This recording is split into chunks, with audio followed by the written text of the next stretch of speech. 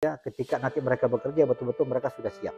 Perusahaan-perusahaan ini patuh, Pak, terhadap aturan UMP yang baru ini, Pak? Upah minimum kabupaten kota dengan catatan harus lebih tinggi dibandingkan dengan upah minimum profesi. Ya kan, kalau upah minimum ini hanya berlaku untuk para pekerja di bawah 1 tahun.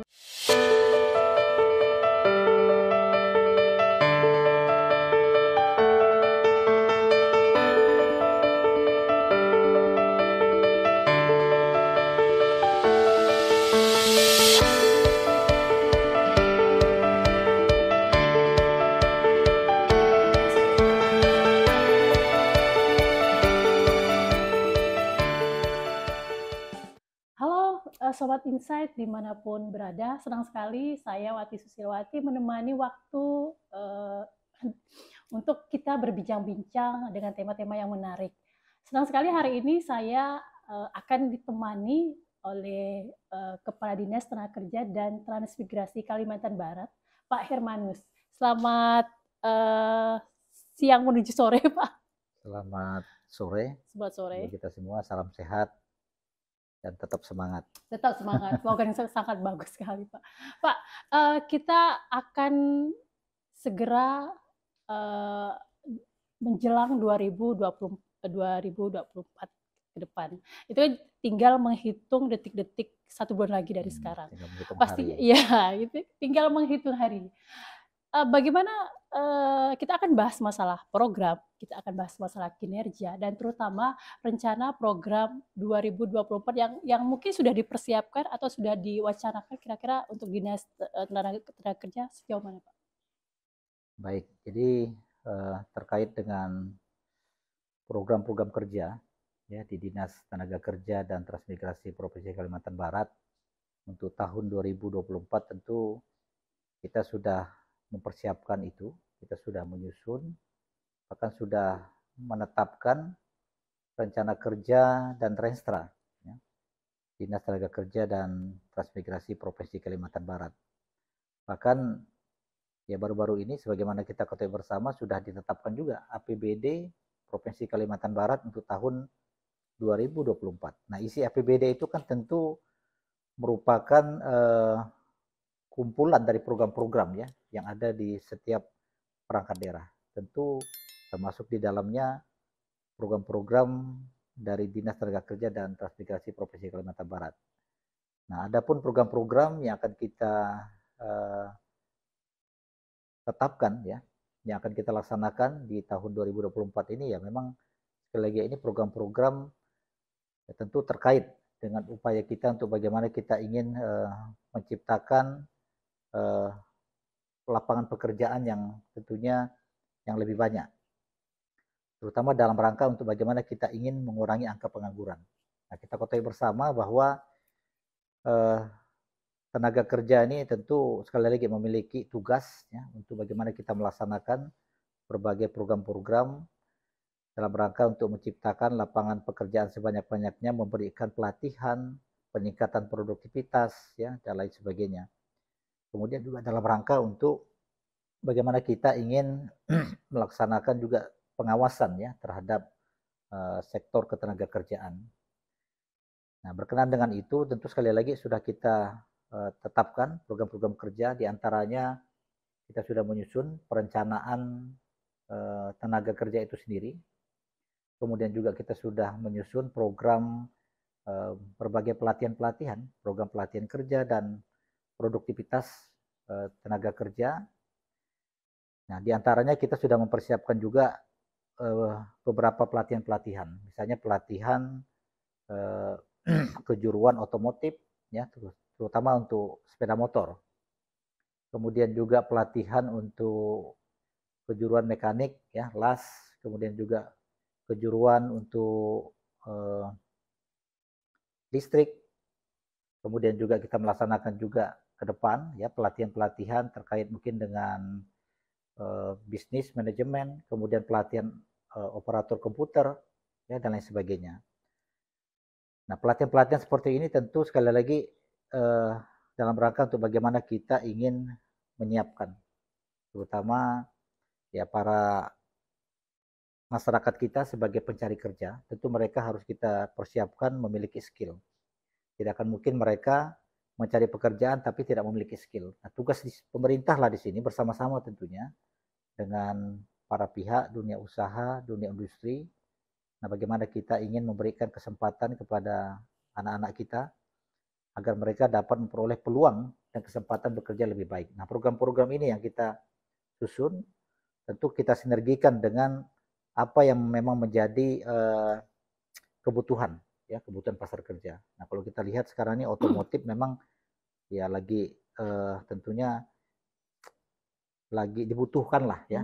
Peluang pasar kerjanya juga masih sangat tinggi. Kemudian juga mekanik las, ya, dan lain sebagainya, operator komputer dan lain sebagainya. Termasuk di tahun yang lalu kita juga ada melaksanakan juga pelatihan satpam.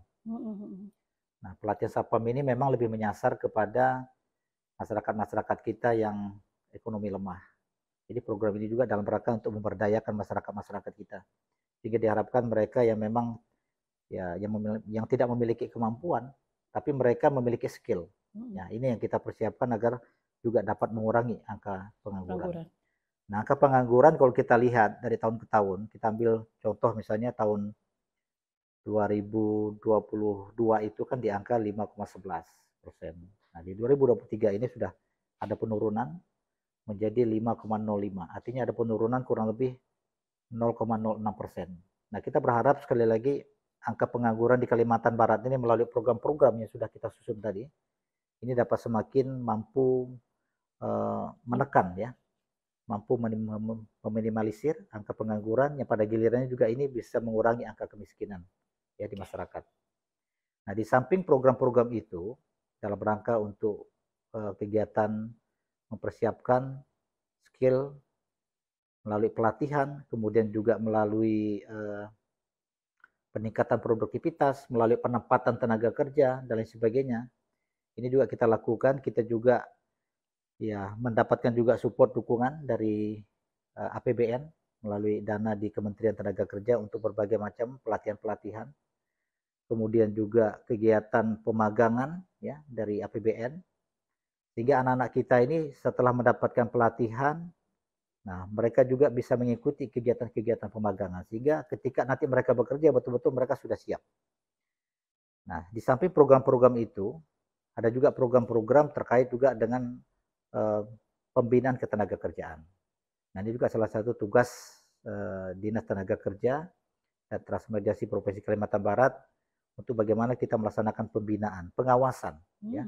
Karena memang sekali lagi Undang-Undang Ketenagakerjaan ini kan memang ya bagaimana memberikan artinya hak dan kewajiban nih, ya, kepada pengusaha, kepada para pekerja. Nah, supaya ada keseimbangan, ya, dalam pelaksanaannya. Nah, bagaimana para pengusaha yang memang mereka sekali lagi sebagai pemberi kerja bisa memperhatikan, ya, tidak hanya mencari profit, ya, boleh mencari profit tapi juga tetap memperhatikan hak-hak para pekerja. Misalnya berkenaan dengan upah, ya, yang memang semestinya harus dibayarkan upah ini sesuai dengan ketentuan yang ada, yaitu upah minimum, ya, yang memang sudah ditetapkan setiap tahun oleh pemerintah.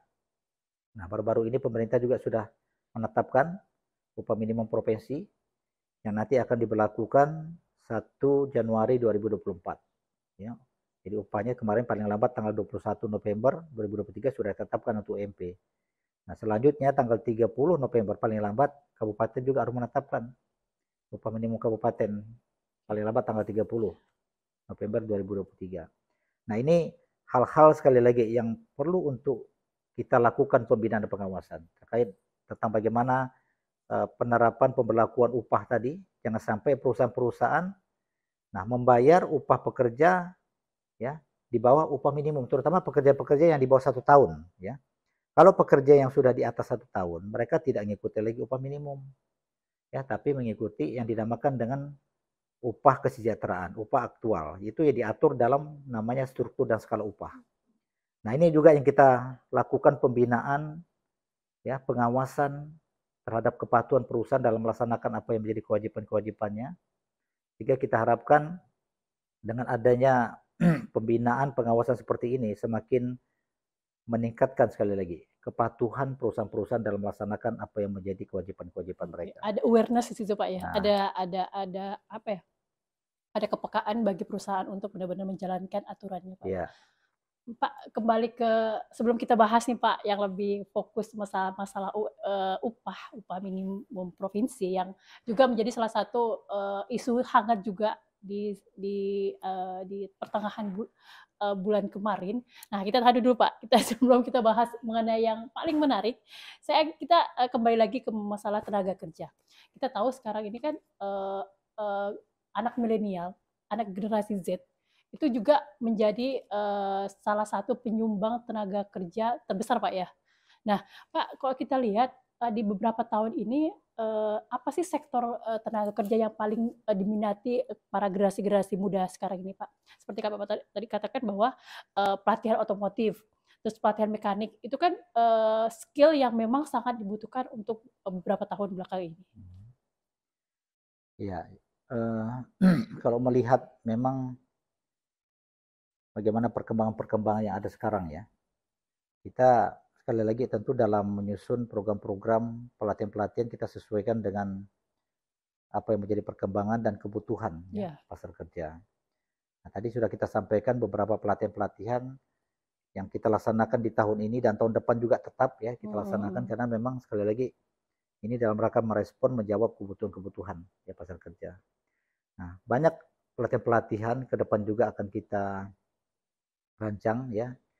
Tetap artinya mempertahankan yang sudah ada juga ya, di samping juga mungkin ada hal-hal baru ke depannya seiring dengan bagaimana anak-anak milenial ini ya. Mereka tentu sudah artinya mengikuti kemajuan, terutama kemajuan teknologi, informasi dan komunikasi. Nah, itu juga menjadi salah satu program-program pelatihan kita ke depan. Jadi tadi sudah kita sampaikan ada juga pelatihan operator komputer, ya, bagaimana merakit komputer, kemudian ada pelatihan yang betul-betul juga yang terkait tentang teknologi dan informasi, ya. Nah ini untuk menyasar anak-anak milenial, ya, mereka ya termasuk generasi Z, ya, yang kita harapkan ketika mereka nanti sudah mendapatkan pelatihan itu, nah mereka ya bisa menjadikan itu sebagai sebuah modal bagi mereka ya untuk bisa diterima bekerja dan kita harapkan mereka nah bisa menjadi orang-orang yang bisa menduduki posisi-posisi ya untuk mereka bisa mendapatkan peluang-peluang yang lebih baik. Nah, banyak program-program cuman ya sekali lagi ya kita masih sedang akan menyasar lagi ya, terutama juga dari dana APBN ini. Jadi tidak hanya dana APBD ini.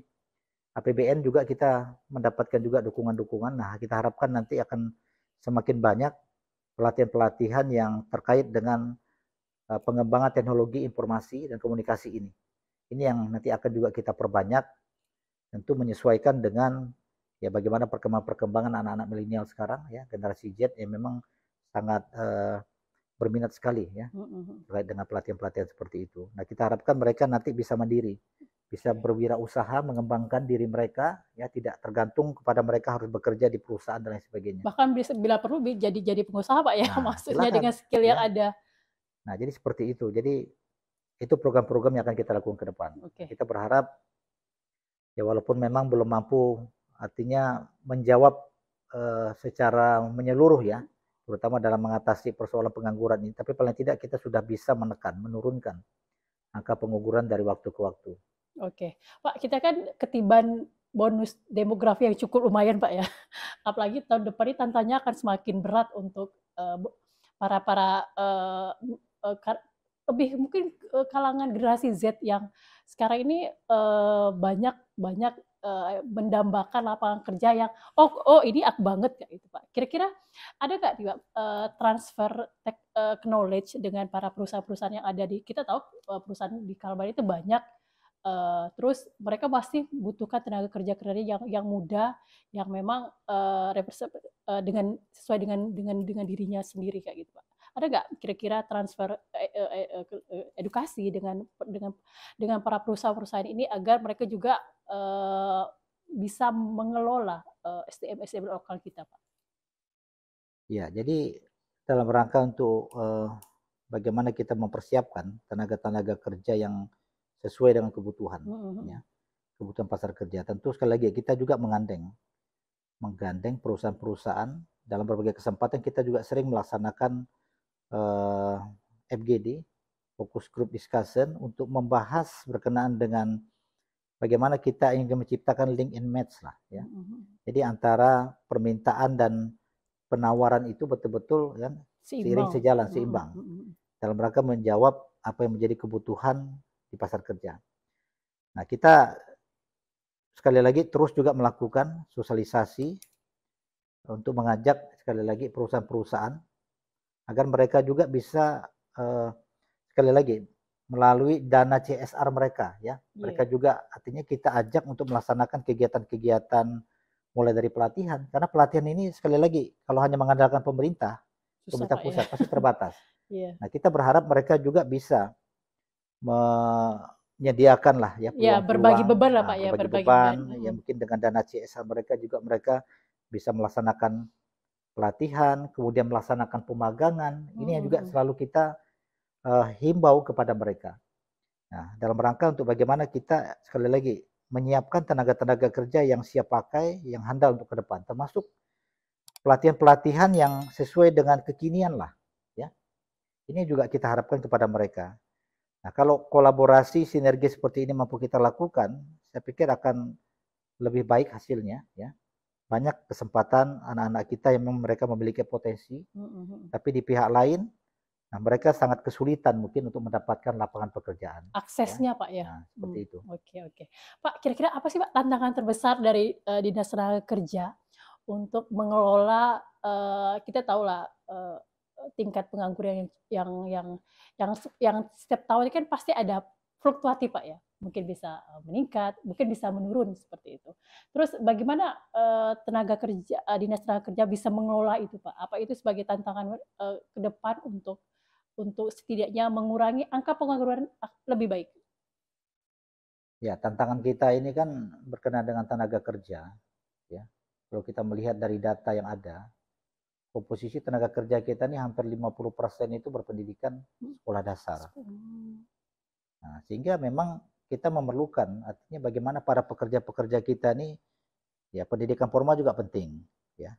Ini yang tentu harus kita lakukan ya, perubahan-perubahan sehingga sekali lagi komposisi para pekerja kita ini betul-betul secara perlahan ya sudah semakin meningkat ya, kualitas pendidikan mereka, sehingga dengan demikian dengan kualitas SDM yang baik kita harapkan mereka juga bisa mendapatkan pekerjaan yang lebih layak.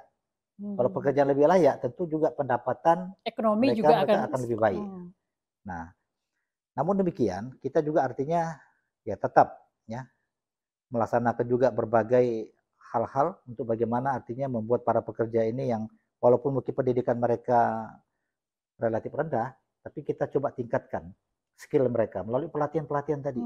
Terus mereka ini orang-orang yang siap pakai lah, ya, yang kita siapkan dalam rangka juga untuk menekan angka pengangguran, ya, karena angka pengangguran ini kalau terlalu tinggi juga tentu tidak baik, akan berdampak juga terhadap ya meningkatnya angka kriminalitas, ya dan lain sebagainya. Kemudian semakin memperbesar juga angka kemiskinan ya dan lain sebagainya. Nah, ini tantangan-tantangan yang memang dihadapi oleh dinas kami bagaimana menyikapi terutama komposisi tenaga kerja kita yang memang masih banyak didominasi oleh mereka yang berpendidikan sekolah dasar dan SMP. Nah, ini pelan-pelan kita berharap nanti SDM kita ini semakin lebih baik dan mereka juga memiliki keterampilan. Ya, itu yang penting Pak ya. Nah, kemudian juga itu kita harapkan anak-anak kita mungkin yang begitu mereka tamat SMP memang juga sudah menentukan ini. Apakah mereka mau melanjutkan ke jenjang SMA atau ke SMK. Ini juga penting. Ya. Nah, supaya mereka juga artinya mendapatkan juga hal yang sesuai gitu dengan apa yang mereka harapkan. Ketika mereka memang berkeinginan mau kerja, sebaiknya mereka kita arahkan di sekolah kejuruan. Tapi kalau mereka memang berkeinginan untuk melanjutkan pendidikan, nah silahkan mereka mungkin masuk di jenjang pendidikan sekolah menengah umum. Nah, ini juga penting untuk kita arahkan mereka sehingga tidak semua anak-anak kita ini ketika tamat SMP semua masuk ke SMA. Ini juga bahaya. Artinya ketika mereka tidak melanjutkan dengan pendidikan yang hanya SMA, tentu juga akan semakin sulit untuk mendapatkan lapangan pekerjaan sesuai dengan apa yang mereka harapkan. Karena tamat SMA, tentu skill mereka juga terbatas. Tapi kalau mereka tamat SMK, nah mereka memang sudah dipersiapkan ya melalui sekolah kejuruan itu. Bahkan kita harapkan anak-anak SMK ini juga kita berikan lagi mereka berbagai pelatihan-pelatihan ke depannya, ya, kegiatan pemagangan dan lain sebagainya, sehingga betul-betul mereka siap pakai dan siap pakai Pak, keahlian yang mereka miliki betul-betul ini sesuai dengan apa yang dibutuhkannya oleh perusahaan-perusahaan. Ya, dibutuhkan pasar Pak ya. Atau mereka mau berwirausaha, jadi tidak semua juga anak-anak SMK itu ya kerja, ada yang berwira swasta. Iya, biasanya ada yang buka bengkel. Ada yang melanjutkan pendidikan, boleh ya. Jadi seperti itu. Oke, menarik Pak ya kok kita bahas tenaga kerja, karena memang salah satu pembangunan ukuran dari majunya suatu daerah itu dilihat dari sektor tenaga kerjanya dan penganggurannya. Iya, salah satu diantaranya itu. Pak, tadi salah satu isu yang menarik di sepanjang 2000 menjelang akhir 2023 ini adalah masalah upah minimum provinsi yang lagi tengah dibahas dan harus direalisasikan segera 1 Januari 2024 mendatang. Pak, gimana sih Pak persiapan Pak untuk provinsi sekali Pak, untuk provinsi baik itu sosialisasi, baik itu imbauan maupun target-target yang ingin dicapai untuk UMP ini Pak? Terkait dengan upah ya, upah minimum. Jadi upah minimum ini ada namanya upah minimum provinsi, ada upah minimum kabupaten kota. Nah, pemerintah pusat dalam hal ini Kementerian Tenaga Kerja membuat regulasi. Nah, oleh karenanya untuk tahun 2024 upah minimum, nah sebagaimana kita ketahui pemerintah sudah menetapkan Undang-Undang Nomor 6 2023 tentang penetapan Perpu Nomor 2 tahun 2022 ya, tentang Cipta Kerja menjadi undang-undang. Nah, turunan dari undang-undang itu ya, terutama dalam salah satu pasal yang mengamanatkan tentang pengupahan ya. Terkait tentang pengupahan itu akan diatur lebih lanjut dengan PP, kira-kira seperti itu. Nah, oleh karenanya tanggal 10 November kemarin, pemerintah juga sudah menerbitkan PP 51 tahun 2023 tentang perubahan atas PP 36 2021 tentang pengupahan. Nah, dalam PP tersebut jelas tentu mengamanatkan kepada pemerintah provinsi dan kabupaten kota untuk menetapkan upah minimum. Nah, di mana penetapan upah minimum ini ada 3 variabel di situ yang perlu mendapat perhatian. Variabel ekonomi dan variabel ketenaga kerjaan. Nah, variabel ekonomi antara lain inflasi dan pertumbuhan ekonomi. Kemudian variabel ketenaga kerjaan ini dilambangkan dengan alfa atau indeks tertentu ya. Nah, kalau inflasi sekali lagi ini menggunakan inflasi provinsi, kalau pertumbuhan ekonomi menyesuaikan ya. Kalau UMP tentulah pertumbuhan ekonomi provinsi, tapi kalau UMK menggunakan pertumbuhan ekonomi kabupaten kota. Nah, indeks tertentu tadi, kondisi ketenagakerjaan itu dilambangkan dengan alfa. Nah, variabelnya tingkat penyerapan tenaga kerja dan rata-rata atau median upah. Nah, kami pemerintah provinsi Kalimantan Barat sekali lagi tanggal 13 dan 15 November kemarin diundang oleh Kementerian Tenaga Kerja untuk mendapatkan pembekalan teknis tentang penetapan upah minimum. Nah, tindak lanjut dari rapat tersebut tanggal 16 November 2023 kami juga sudah rapat dengan Dewan Pengupahan Provinsi. Nah, setelah rapat, nah kita sudah artinya membahas itu, kita menyamakan persepsi, menyamakan juga apa-apa yang memang perlu menjadi pertimbangan dalam penetapan upah minimum. Nah, rapat kita laksanakan kemarin di tanggal 16 sampai tanggal 17. Tanggal 17-nya kita sudah sepakat dalam rapat Dewan Pengupahan, di mana Dewan Pengupahan ini unsur-unsurnya terdiri dari perwakilan pemerintah, akademisi, perwakilan dari pengusaha, dan perwakilan dari SPSP. Sepakat pada saat itu, upah minimum provinsi ditetapkan sebesar Rp2.702.616. Nah, ada peningkatan dibandingkan dengan UMP sebelumnya kurang lebih 94.000. Ya, atau kalau kita presentasikan sebesar 3,6%. Nah, kita lumayan ini. Ada daerah-daerah yang kenaikannya di bawah itu. Contoh misalnya Aceh itu hanya 1,3 atau 1,4 ya. Dan beberapa juga daerah-daerah lain. Bahkan UMP kita ini kalau kita bandingkan dengan 34 provinsi, kita masih lumayan, masih banyak daerah-daerah yang di bawah kita. Misalnya Jawa Tengah itu paling terendah itu, hanya 2 jutaan lebih. Kemudian Jawa Barat, DIY, Jawa Timur, ya itu masih di bawah kita. Masih di bawah Pak ya, penduduknya lumayan besar. Iya makanya. Jadi kita masih di angka 2,7 itu sudah merupakan angka yang kompromistis lah. Antara realistis lah Pak, antara pengusaha ya, antara dan pengusaha kebutuhan para pekerja. Dengan serikat pekerja ini, artinya saling menimbang. Nah, pemerintah kan tentu duduk dalam posisi sebagai ya bagaimana memfasilitasi. Ya, penengah lah Pak. Penengah, artinya kita tidak berpihak juga kepada pengusaha, kepada pekerja, tapi bagaimana kita memediasi. Oke, bagaimana mencari titik temu yang terbaik lah Pak. Nah, dengan mengedepankan itu tadi, bagaimana nilai upah ini sesuai dengan regulasi yang ada. Nah, kita ingin tetap menjaga daya beli masyarakat, jangan sampai daya beli masyarakat ini turun. Ya, kembali lagi ke kemudian inflasi, juga tetap memperhatikan juga daya saing perusahaan. Jangan sampai gara-gara misalnya upah minimumnya terlalu tinggi, nah tentu akan menurunkan perusahaan, Pak, ya, daya saing perusahaan. Nah, semuanya ini coba untuk kita seimbangkan. Nah, ketemulah kemarin ya dengan menggunakan segitu, Pak, formula ya, formula penetapan upah minimum yang sudah diatur dalam peraturan ya PP 51 2023. Nah, kita di angka 2,7 juta ya, kurang lebih. Nah, setelah itu tentu sekali lagi Dewan Pengupahan tugasnya merekomendasikan itu kepada gubernur melalui Dinas Nakerteran. Nah, selanjutnya Nakerteran sudah memproses rekomendasi dari Dewan Pengupahan untuk kita tetapkan dalam SK dan sudah ditetapkan kemarin oleh Bapak Gubernur pada tanggal 20 November 2023. Artinya 1 hari sebelum itu kita sudah aman, sudah menetapkan. Nah, tentu setelah ini ditetapkan, ya, bagaimana kelanjutannya? Ya? Instruksinya untuk bawa daerah. Tentu juga kan kita sudah melakukan juga rapat pada saat itu, kita mengundang di Disnaker Kabupaten Kota tanggal 17-nya. Tanggal 17 pagi kami rapat dengan Dinas Tenaga Kerja Kabupaten Kota untuk menyamakan juga persepsi. Mensosialisasikan pembekalan yang sudah kami dapatkan tanggal 13 dan 15. Nah, supaya tidak ada kabupaten kota yang tidak paham. Ya, apalagi ini kan formula penghitungan yang memang menggunakan aturan yang baru. Nah, kemarin kita undang mereka di Jumat tanggal 17 itu. Nah, sudah clear. Nah, Jumat siangnya baru kami rapat lagi dengan Dewan Pengupahan Provinsi. Jadi memang kami maraton mempersiapkan itu sehingga baru selesai sore harinya dan alhamdulillah semuanya bisa berjalan dengan baik. Dan saat ini kami masih menunggu penetapan upah minimum kabupaten kota. Jadi pembekalan sudah kita sampaikan, surat juga sudah kita sampaikan kepada Bupati Wali Kota melalui Disnakernya untuk segera melaksanakan rapat Dewan Pengupahan di kabupaten. Nah, dari 14 kabupaten kota perlu saya sampaikan sudah ada 1 kabupaten, yaitu Kabupaten Sanggau yang sudah menyampaikan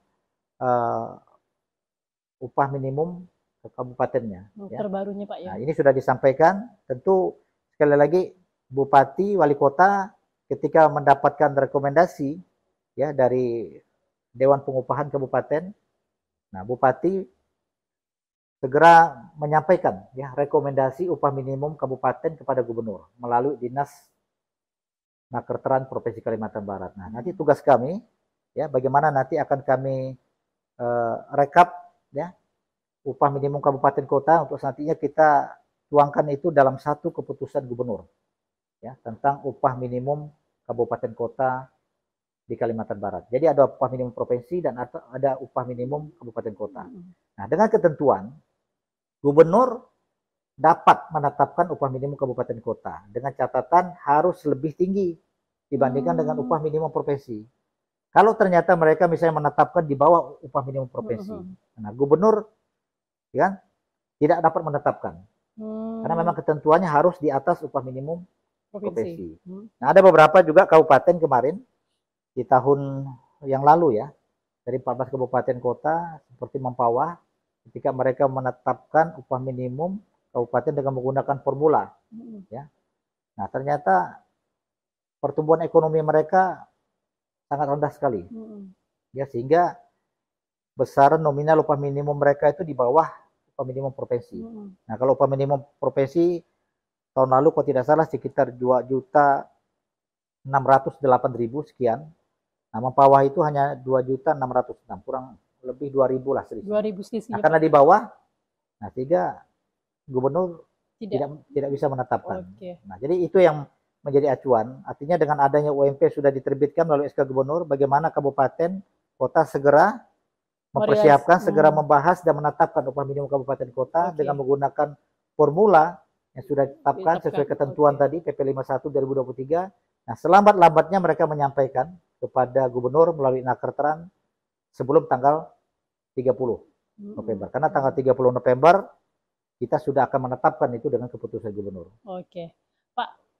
Kalau kita bicara kebijakan, kalau kita bicara aturan realisasi terbaru termasuk masalah pengupahan ini yang baru ini, Pak, kita akan bicara mengenai pengawasan setelah kebijakan itu turun. Nah, bagaimana memastikan bahwa perusahaan-perusahaan ini patuh, Pak, terhadap aturan UMP yang baru ini, Pak? Baik, jadi terkait dengan bagaimana kita melakukan pengawasan ya terhadap penerapan upah tadi, terutama upah minimum. Ya. Tentu sekali lagi pemerintah juga sudah memiliki instrumen. Ya.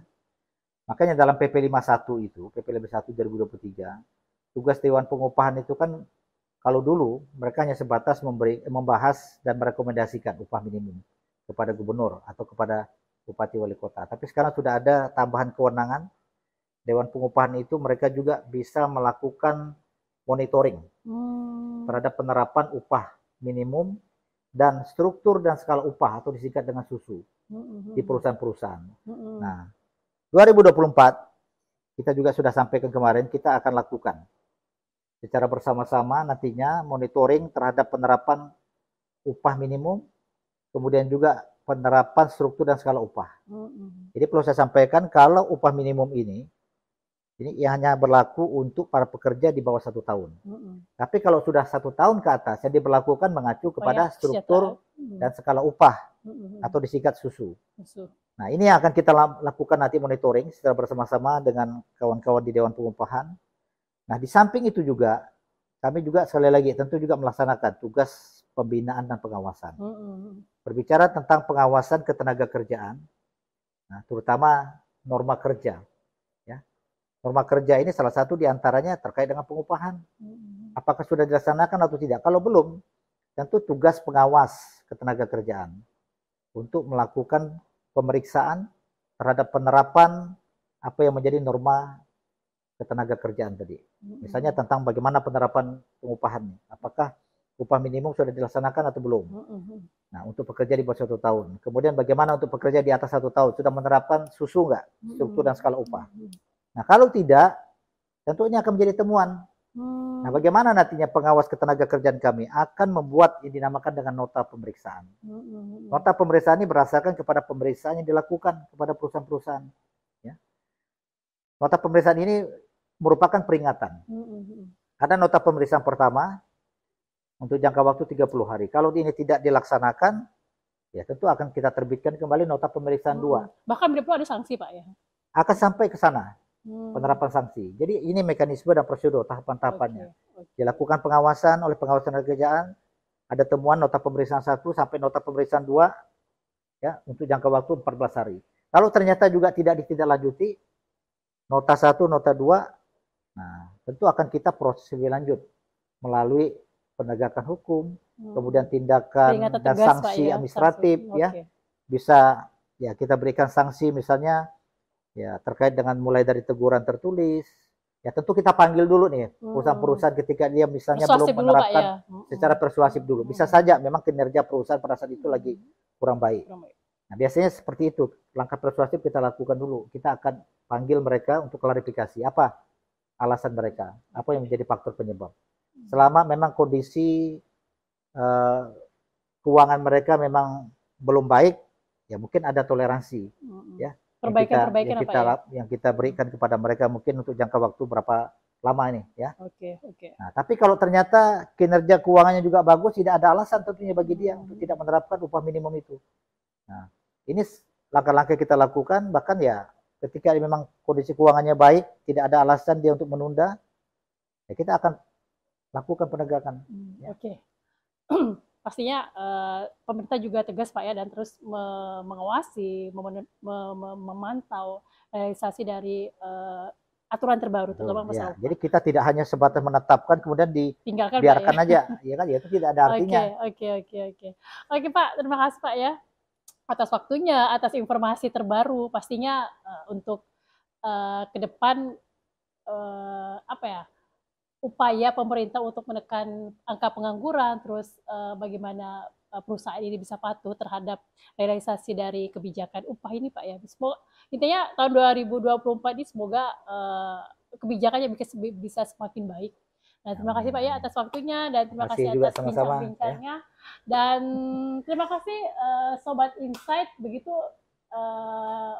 wawancara saya dengan Pak Hermanus. Semoga bisa bermanfaat, dan pastinya akan ada hal-hal baru yang akan menunggu di 2024. Saya Wati Situasi pamit, selamat sore semuanya. Selamat sore juga.